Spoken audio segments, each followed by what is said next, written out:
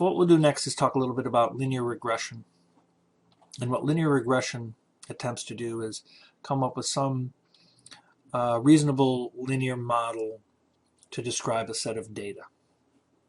So we looked in correlation, we looked at a set of data and what we can do using some fancy manual calculations or using software to do it for you, we can come up with a linear model that describes a set of data.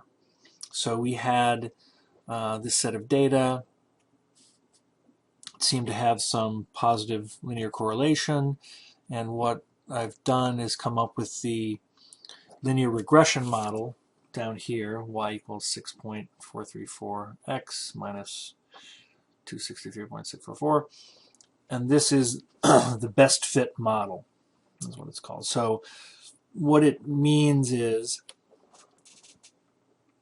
it comes up with a line, this red line, that minimizes how far away the data points are from this line. Okay, so we could come up with lots of lines, a line that looks, lines coming through here, coming over here, coming over there.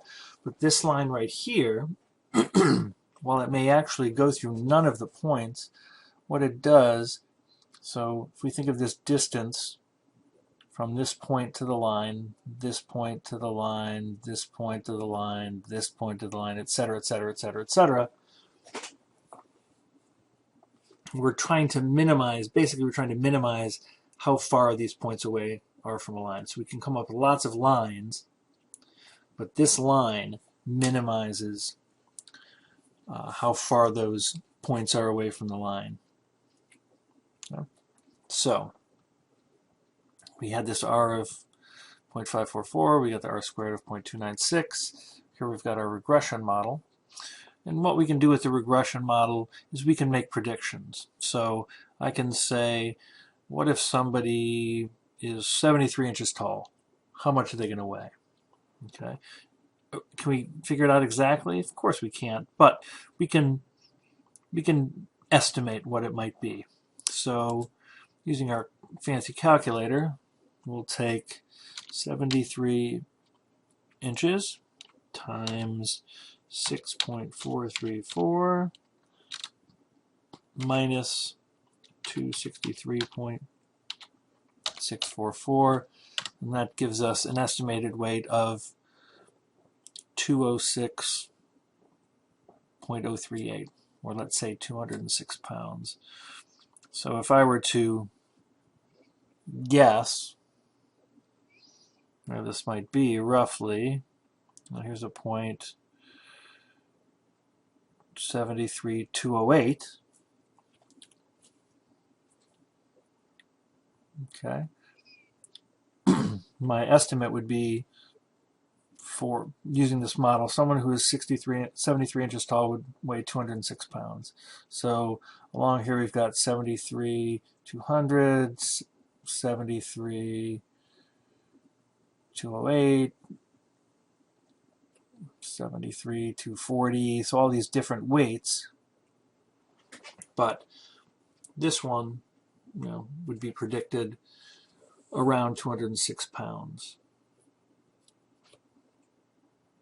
So like any mathematical model, what the regression line is trying to do is model some data and use it for prediction. So if somebody is 85 inches tall, how much would you expect them to weigh? If somebody is 52 inches tall, how much would you expect them to weigh?